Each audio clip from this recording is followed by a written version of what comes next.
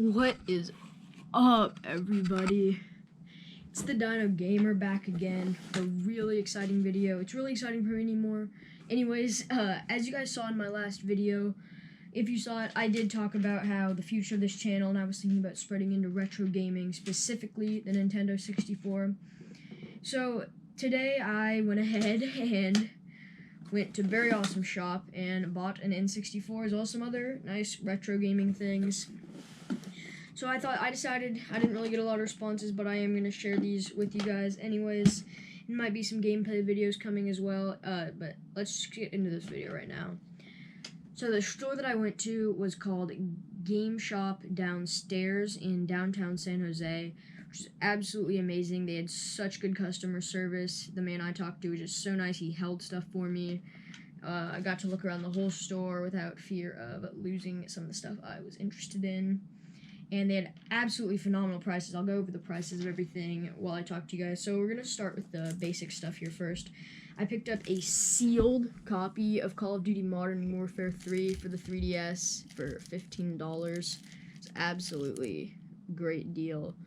It's completely sealed, but I'm not really sure if this is a factory seal. I don't really remember how the original DS games were sealed, but it feels a little bit plastic wrappy, but either way, totally fine if the manual is in here.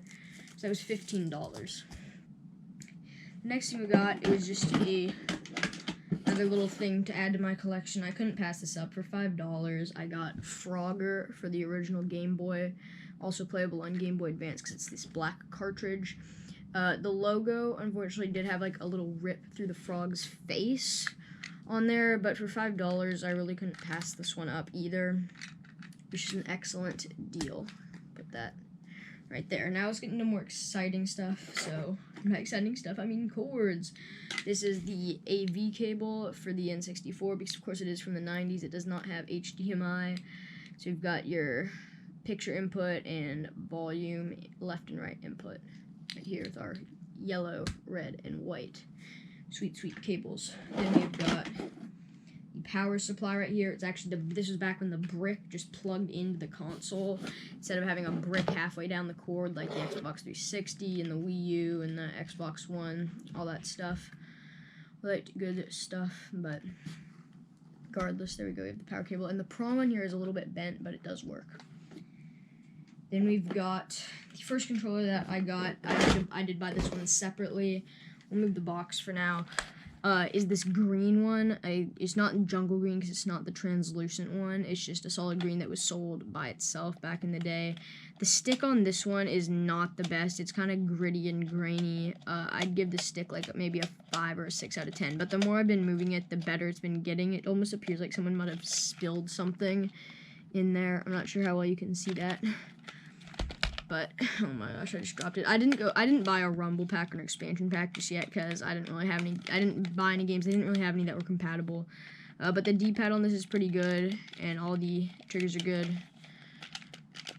But yeah, it's a little bit dirty, but that should be pretty easy to clean. So I got this green one here with an OK stick. And now, on the controller that came with the console, it's actually, I got the gray one, which is the same gray as the console, not the light gray. And the stick on this is absolutely amazing. It feels like a new stick, honestly. I'd have to give the stick a 9 out of 10. It feels absolutely great. It's really snappy, really responsive. Absolutely awesome stick. It's a little bit scuffed up, and I'm not even sure if that's dirty. Yeah, it is scuffed up quite a bit. But this stick is just absolutely amazing. So this is going to be probably the controller I play with, even though it's not really a special one. Everything is working, functional. It has an awesome stick. So this will probably be the controller that I personally play with. Now, getting on to some of the games. This is actually my dad's pick. And so unfortunately, I went there in mind of getting Banjo-Tooie and Super Mario 64, but unfortunately those had already been sold since I contacted the manager yesterday. But my dad wanted to get this F1 pole position 64 because apparently he played this on the Atari.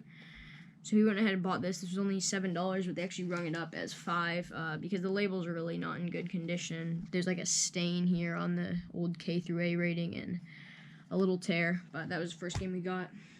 And then I got GoldenEye 007. Well, I got 007, The World Is Not Enough. Which is actually the second one in the series. This was $15, and these stickers do just peel right off and don't leave any residue whatsoever. And this is actually in very, very nice condition. The label is flawless, and that leads me to wonder if it is a reprint, but it doesn't really seem like it is. It just seems like someone took really good care of this. The cart is original, and the back looks really good as well. So that was $15.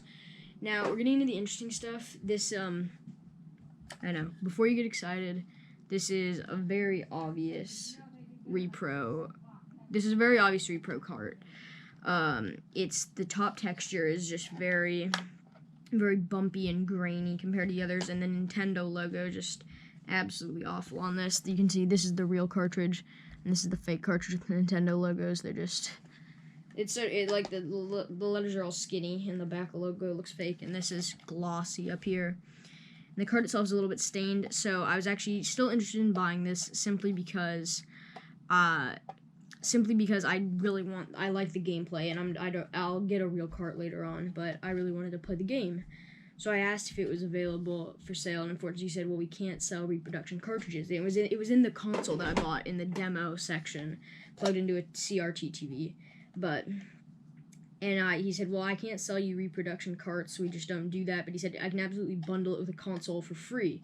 If you're going to be buying consoles, like, absolutely, I'm buying a console, so that's what ended up happening. He just left it in there and popped it out. So basically that got that for free for the gameplay, but it's not real. And then the last thing I got is a business card. No, but for real, if you want to check them out, I follow them on Instagram. They post everything, all their new stuff. They call it Downstairs Gameshop because there's a laptop shop above them, but they sell everything. This is the most awesome store ever. It kicks GameStop's butt. It has so much nice retro stuff. They have movies and even CRT TVs. They have like thousands of Xbox 360s and PS3s. They have SNESs, NESs. But this is the guy that I got today. I was thinking about getting a Fantastic series. They were like $140, and I wasn't gonna do that because I really just want to get playing right now, and I'd rather spend the money on games right now. Same reason why I just got this Conker's repo. So the power button is a little bit sticky, but it's not bad at all, really. There is no expansion pack in there. I'm gonna pick this up right now to show you guys.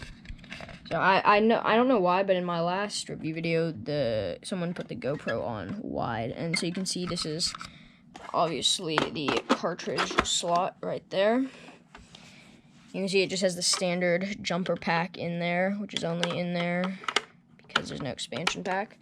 Reset button's good. Power switch is good. On the front here, we of course have our 4 controller ports. The logo is actually pretty good. It's a little bit dirty, but it's not really scratched. You have the classic logo and the little 64. Then you have player 1, 2, 3, and 4 controller ports. Let me take Conker out really quick so we can flip it over. On the bottom, it does have the cover for the slot that was never used here in North America. It was for the disk drive only in Japan. And you can see, of course, we call this a console, and we call these cartridges, but they called this a control deck and these game packs. But either way, in the back here, we have, it's actually like a big cutout of a hole because this is where you plug in the brick right in.